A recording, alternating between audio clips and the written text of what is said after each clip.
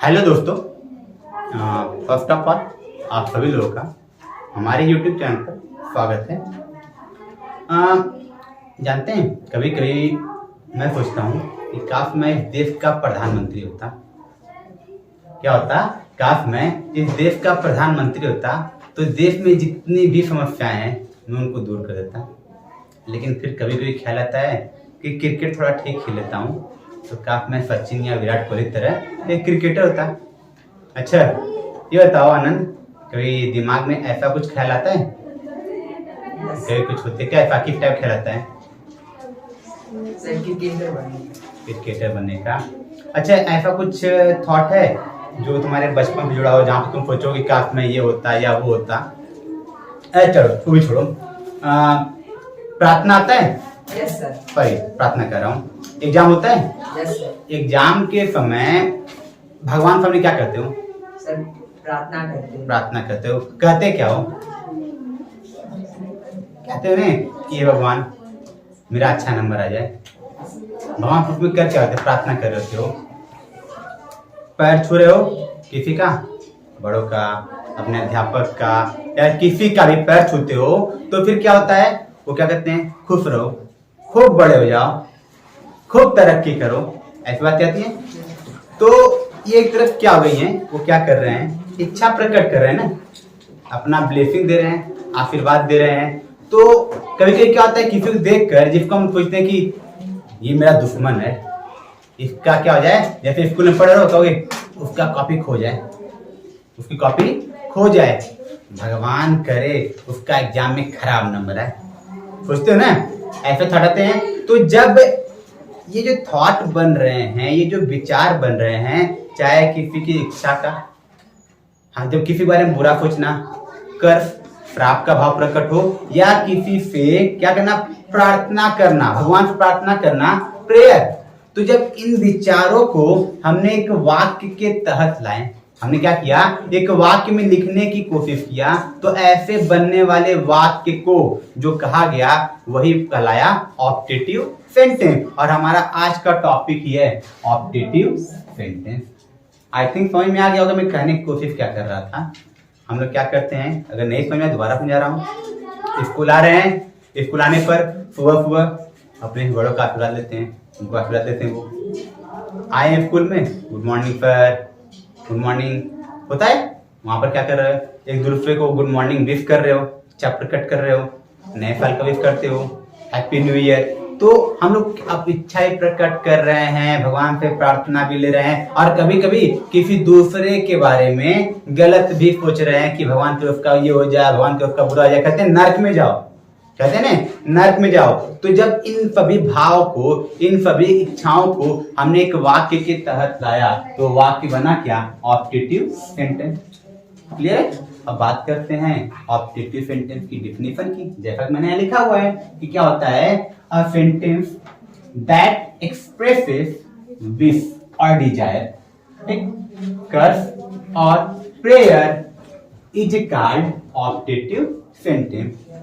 अर्थात ऐसा वाक्य जो क्या करे, व्यक्त करे, एक्सप्रेसिव व्यक्त करे, क्या व्यक्त करे, विश और डिजायर, इच्छा, कर्ज, श्राप या फिर प्रेयर, प्रार्थना, इस तरह से बनने वाले वाक्य को, ऐसे भाव प्रकट करने वाले वाक्य को कहा जाता है ऑप्टेटिव सेंटेंस।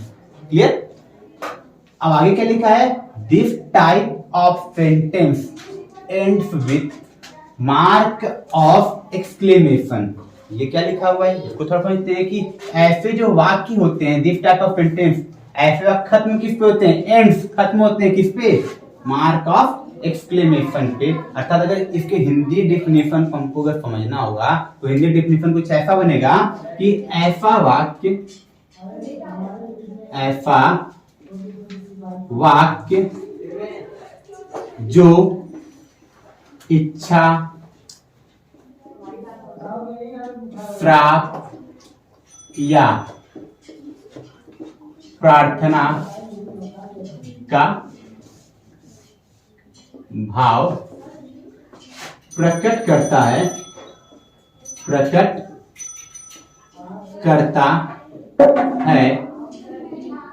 उसे इच्छा बोधक वाक्य कहते हैं। ठीक, क्या लिखा है कि ऐसा वाक्य जो क्या प्रकट करे, इच्छा, इच्छा मतलब विश और डिजायर, फ्राप मतलब कर्ज या प्रार्थना, प्रेयर, इन सबके, या फिर एक और चीज लिख सकते हैं आशीर्वाद, आशीर्वाद का विभाव प्रकट करे, ऐसे वाक्य को कहा जाता है ऑप्टेटिव सेंटेंस। अब क्या लिखा है कि ऐसे वाक्य की समाप्ति में के अंत में कौन सा सिंबल आता है, मार्क ऑफ एक्सक्लेमेशन। जैसे कि सेंटेंस लिखूं, may you live long, may you live long. तो जब क्या हुआ, भगवान करे आपकी उम्र लंबी हो, भगवान करे आपकी उम्र लंबी हो। इसी तरह may you go to hell, may you go to hell, भगवान करे तुम नरक में जाओ। तो पहला सेंटेंस क्या प्रकट किया है, पहला सेंटेंस प्रकट किया है इच्छा, और दूसरा सेंटेंस क्या प्रकट किया है, श्राप। और इसी तरह may God bless you, may God bless you, bless you, भगवान तुम्हें आशीर्वाद दे, भगवान तुम्हारी उम्र पर, भगवान तुम्हें आशीर्वाद दे। तो ये सब सेंटेंस क्या कहलाए, ये सब सेंटेंस किसके एग्जांपल हो गए, ऑप्टेटिव सेंटेंस की। अब कुछ लोग का ये क्वेश्चन होता है कि सर हमने जो है ये जो सिंबल आप प्रयोग कर रहे हैं, जिसको आप बोल रहे हैं मार्क ऑफ एक्सक्लेमेशन, इसका प्रयोग तो आप एक्सक्लेमेटरी में किए थे, कहाँ किए थे, एक्सक्लेमेटरी सेंटेंस में भी किए थे। तो डिटरमाइन कैसे करेंगे, कैसे ये पता करेंगे कि ये जो सिंबल आ गया है इससे बनने वाला वाक्य ऑप्टेटिव है या फिर एक्सक्लेमेटरी है, क्वेश्चन नहीं आ रहा है, ये कैसे पता चलेगा। तो इसका बहुत ही आसान सा तरीका है, इसके भाव पे आते हैं। ये जो सेंटेंस क्या ऑप्टेटिव क्या था, ये क्या प्रकट कर रहा है, विश या डिजायर, कर्ज या फिर प्रेयर, क्या प्रकट कर रहा है, विश और डिजायर, कर्ज या फिर प्रेयर, प्रार्थना, ऐसे भाव प्रकट कर रहा है। और इस पर थोड़ा गौर से देखेंगे तो इन सेंटेंस का प्रारंभ किससे हुआ है, मे से शुरू हुआ है, लास्ट में क्या आया है, मार्क ऑफ एक्सक्लेमेशन, तब ये सेंटेंस क्या बना है, ऑप्टेटिव। लेकिन बात करेंगे एक्सक्लेमेटरी की, जो एक्सक्लेमेटरी सेंटेंस होता था वो क्या प्रकट करता था, वो प्रकट करता था सडन फीलिंग, मतलब अचानक से उठने वाली भावनाओं को। जैसे वो भावनाएं क्या थी, खुशी की, दुख की या फिर आश्चर्य की। तो ये भाव प्रकट कर रहे थे, और जब ये भाव प्रकट कर रहे थे तो इन वाक्यों में कभी क्या होता था, कभी कभी interjection word hurrah, hurrah, alas आदि का प्रयोग भी तो होता था। और जब इनका प्रयोग होता था तो ये मार्क ऑफ एक्सक्लेमेशन है, इनके ठीक बगल में आ जाता था।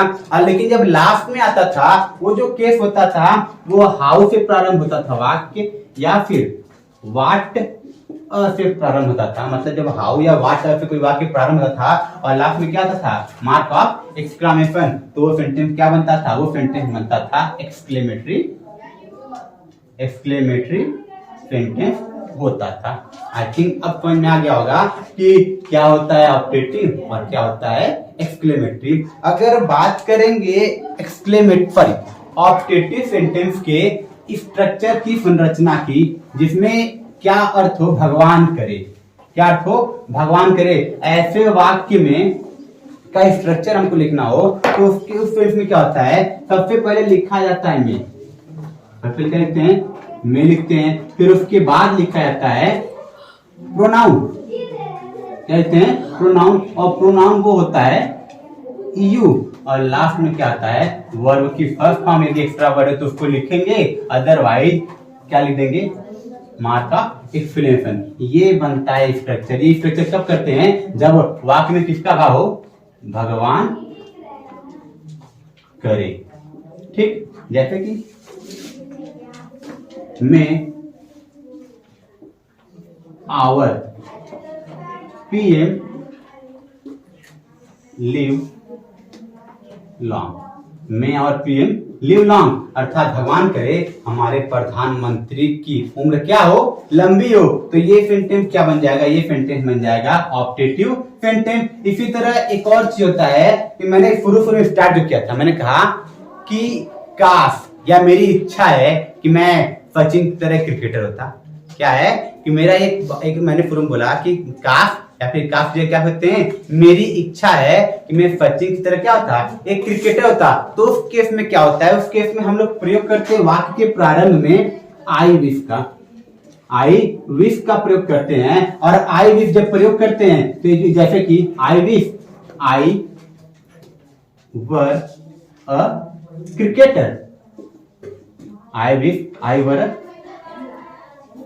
क्रिकेटर, ठीक है, I wish I were cricketer. और इस सेंटेंस को जो ध्यान से देखेंगे तो हमको पता चला है कि सर हम तो आई के साथ वाई लगाते हैं, हम पास्ट टेंस में आई के साथ तो वाई लगाते हैं, आप वर लगाए हैं। वर लगाने का रीजन ये है क्योंकि यहाँ पर आई विश के साथ हम एक इच्छा प्रकट कर रहे हैं कि काश, मतलब ऐसी इच्छा है जो शायद पूरी ना हो लेकिन हम वो इच्छा प्रकट कर रहे हैं। जब ऐसी कोई इच्छा प्रकट करते हो जहां पर ये अर्थ निकले कि मेरी इच्छा है कि, क्या निकले, मेरी इच्छा है कि, जब ये अर्थ प्रकट होता है तो वाक्य का ये अर्थ प्रकट करने के लिए वाक्य का प्रारंभ सबसे पहले आई विश से करते हैं।